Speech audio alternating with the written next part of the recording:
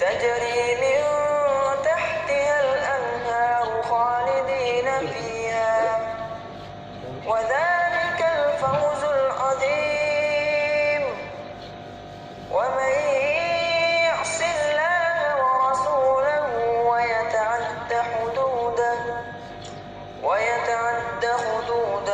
يدخله نارا خالدا فيها وله عذاب مهين.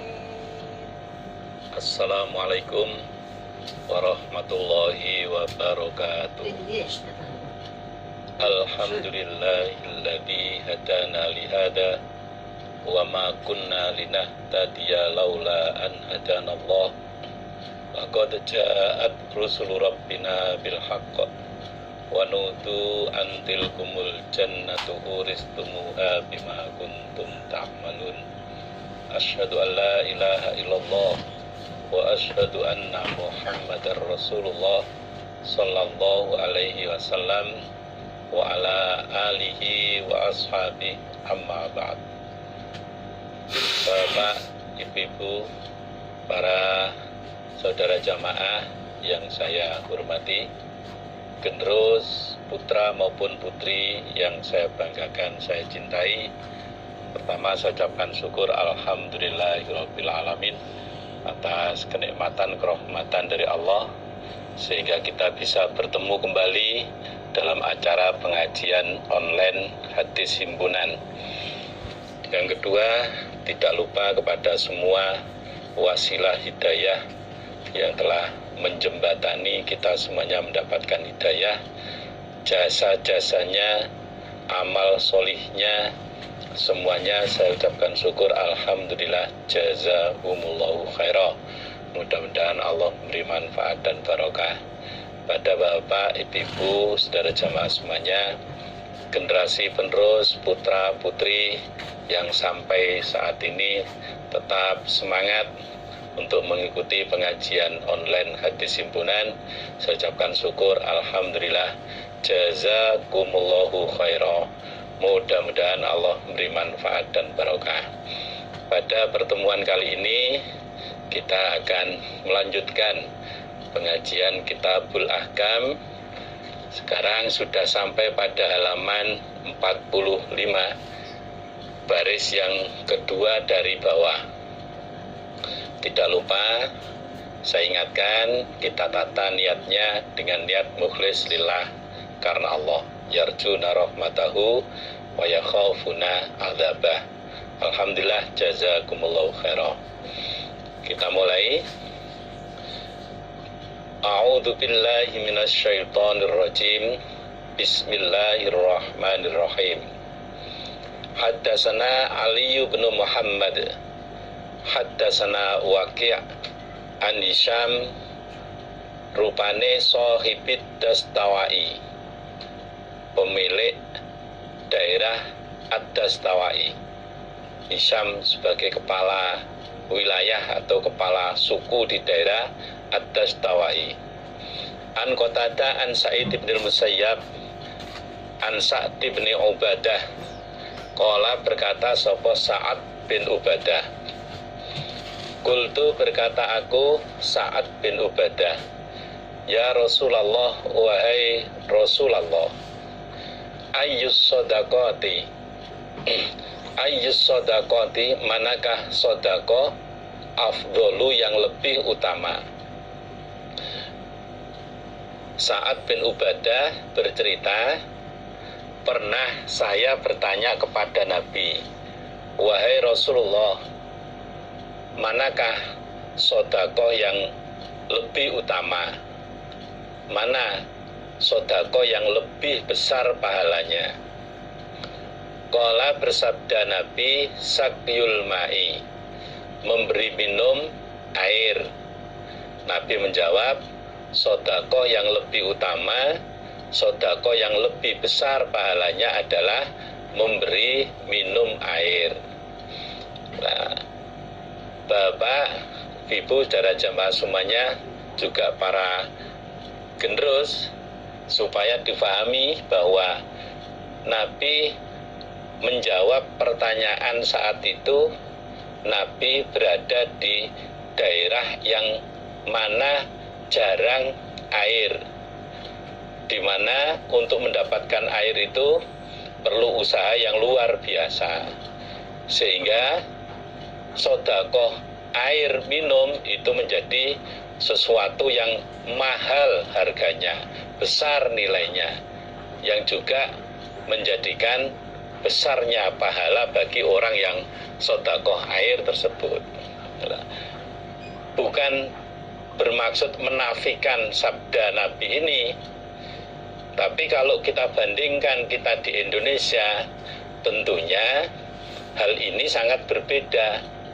Di Indonesia itu air berlimpah, sungai banyak, orang untuk mendapatkan air tidak begitu susah, masing-masing bisa mendapatkan air itu.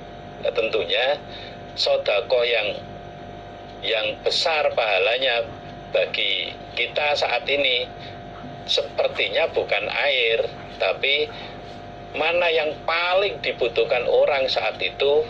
Ketika kita bisa membantu, kita bisa sedekah pada dirinya, itu menjadi pahala yang besar.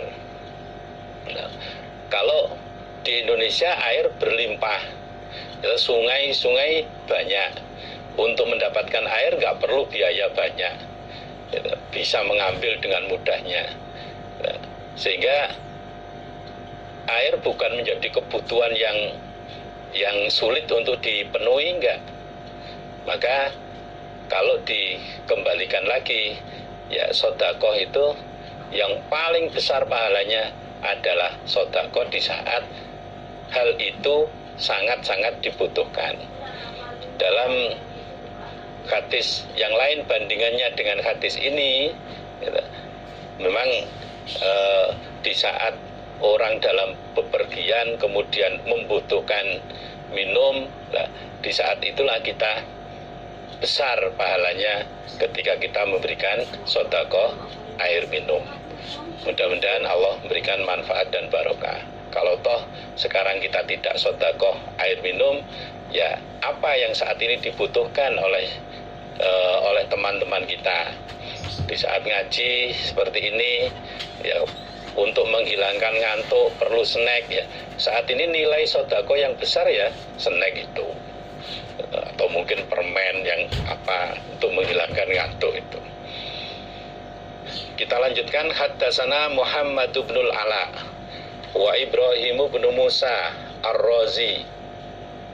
Qala, berkata keduanya, Muhammad bin Ala dan Ibrahim, akhbarona Abu Usamah an Umar. Qala, berkata sopo Ibrahim, gurunya Imam Abu Dawud, huwa adapun Umar iku Umar bin Hamzah, Umar ibnu Hamzah ibni Abdillah al-Umari. Kalau Ibrahim bin Musa menjelaskan lebih detail, yang dimaksud Umar gurunya Abu Usama itu adalah Umar bin Hamzah bin Abdillah al-Umari. Sama-sama ada nama Umar perawi hadis, namun yang dimaksudkan oleh Ibrahim bin Musa adalah Umar bin Hamzah bin Abdillah al-Umari.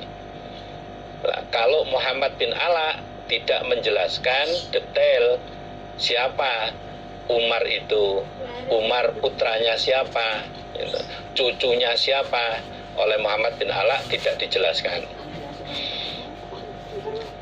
An Abdurrahman ibni Sa'ad, qala, berkata Abdurrahman, sami itu mendengar aku Abdurrahman Aba Sa'idin pada Aba Sa'id Al-Khudri. Abu Sa'id Al-Khudri ini termasuk salah satu sahabat Nabi yang hafalan hadisnya juga ribuan, banyak sekali hafalan hadisnya. Yaqulu, berkata sopo Abu Sa'id, qala, bersabda sopo Rasulullah sallallahu alaihi wasallam, inna min a'dhamil amanati, sesungguhnya termasuk lebih besarnya amanat, termasuk lebih besarnya tanggung jawab indallahi di sisi Allah yaumal qiyamati pada hari kiamat. Ar-rajula seorang laki-laki, yufdi yang menjimak dia, yang menyetubuhi dia. Langsung saya makna maksud, yufdi yang menyetubuhi dia, ilam ro'atihi pada istrinya rojul, watufdi dan menyetubuhi siapa imro'ah, siapa perempuan, ilaihi pada rojul, ilaihi pada orang laki-laki. Summayan syuru kemudian menyebarkan dia, kemudian menyebarkan dia sirroha pada rahasianya perempuan, sirroha pada rahasianya perempuan. Sesungguhnya termasuk lebih besarnya tanggung jawab di sisi Allah besok di hari kiamat adalah tanggung jawab seorang laki-laki yang bersetubuh dengan istrinya atau seorang perempuan bersetubuh dengan suaminya, kemudian dia menyebarkan rahasia istrinya, diceritakan ke temannya, diceritakan ke tetangganya bahwa istri saya itu begini macam-macam gitu.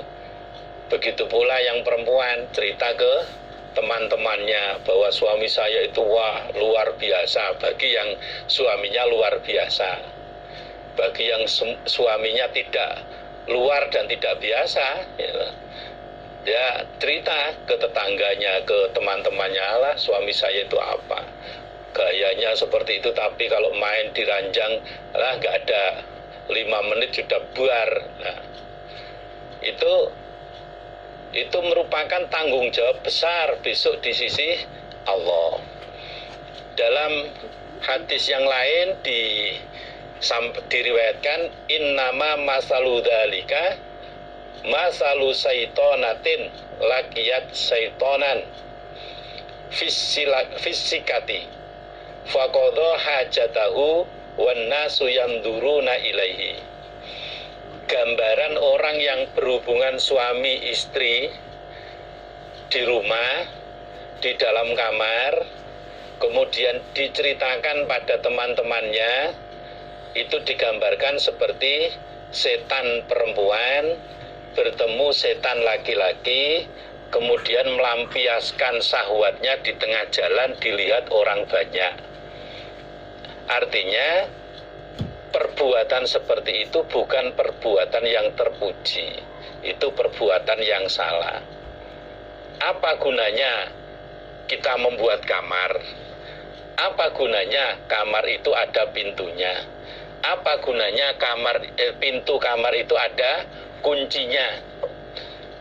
Kalau sudah ada di dalam kamar, pintu ditutup, kemudian dikunci, itu menunjukkan bahwa apa yang akan dilakukan dalam kamar itu sebuah rahasia besar, nggak boleh disampaikan pada orang lain.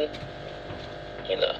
Kalau sudah dikunci pintunya ditutup, kemudian dikunci, kemudian apa yang dilakukan dalam kamar itu disampaikan pada orang lain, apalagi sekarang teknologi canggih, kemudian direkam, diviralkan, ya sama dengan setan bermain asmara di tengah jalan ditonton orang banyak. Itu dosa besar, tanggung jawab yang besar di sisi Allah nanti. Naudzubillah min dzalik. Bapak, ibu-ibu, saudara jamaah semuanya, generasi penerus yang saya banggakan, saya cintai, ini menjadi perhatian yang besar